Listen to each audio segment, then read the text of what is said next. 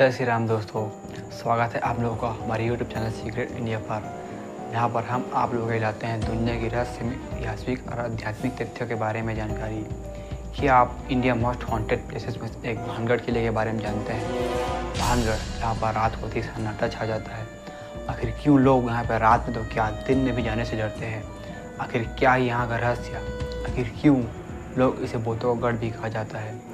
राजस्थान के अलवर जी में बसा एक किला देखने में तो मात्र एक खंडहर है, लेकिन इनकी दीवारों में छिपी वो चीखें जो सदियों से आज़ाद नहीं हुई। आखिर क्यों इसे भूतों का गढ़ भी कहा जाता है? आइए इस वीडियो में इसके बारे में बात करते हैं। भानगढ़ किले को 16वीं शताब्दी में राजा माधो सिंह द्वारा बनवाया गया था। यह राज्य शुरुआत में एक समृद्ध राज्य हुआ करता था। यह 300 सालों तक यहाँ पर शासन व्यवस्था बहुत ही अच्छी तरह चलती रही, लेकिन उसके बाद यहाँ पर एक रानी हुई जिसकी नाम थी रत्नावती। रानी रत्नावती, इसे सुंदरता की देवी भी कहा जाता था। इनकी सुंदरता की चर्चा पूरे राज्य में चलती थी, लेकिन जहाँ पर सुंदरता होती है वहाँ पर वासना भी पीछे नहीं छोड़ती। इसकी सुंदरता पर मोहित हुआ एक खतरनाक तांत्रिक जिसका नाम सिकिया हुआ करता था। तांत्रिक ने राजकुमारी को वश में करने के लिए खतरनाक तांत्रिक क्रियाएं करने लगा। उसने एक दिन इत्र नहीं बर्फी में काला जादू करके राजकुमारी को भेंट देने के लिए चला गया, लेकिन जैसे ही राजकुमारी ने उस इत्र को स्वीकार किया तो उन्हें यह आभास हो गया इस इत्र में काला जादू किया गया था। उसने उस इत्र को उसी तांत्रिक पर फेंक दिया।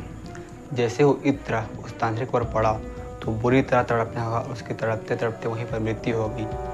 तांत्रिक तो चला गया, लेकिन जाते जाते उसने पूरे भानगढ़ को श्राप दे दिया कि अब कभी भी नहीं बच पाएगा।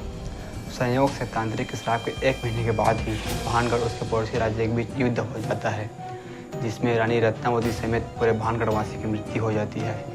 देखते देखते पूरे राज्य को जला दिया जाता है और तब से आज तक वो राज्य वीरान है। लोग कहते हैं कि उस तांत्रिक के श्राप के कारण ही रानी रत्नावती और वहाँ पर रहने वाले लोगों की आत्मा को शांति नहीं मिल पाई। आज भी रानी रत्नावती वहाँ पर आती है और तांत्रिक उसे पाने के लिए वहीं पर मंडराता है। उस तांत्रिक के श्राप के कारण ही यह किला आज तक बच नहीं पाया और भूतों का गढ़ बन गया। रात होते यहाँ पर कोई नहीं रुकता। अगर कोई रुकता है तो या तो वो वापस नहीं आता या फिर कुछ और बनकर लौटता है। भानगढ़ राजस्थान के साथ साथ भारत की सबसे बड़ी भूतिया जगहों में से एक है।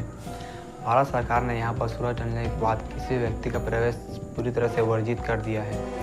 भानगढ़ की दीवारें आज भी कहानी कहती है, एक अधूरे प्रेम की, एक शराब की और उन भड़कती आत्माओं की जो वर्षों से आज़ाद नहीं हो पाई। क्या आप कहीं भानगढ़ जाना चाहते हैं? लेकिन याद रखना, सूरज ढलने के पहले चले जाना। बाय।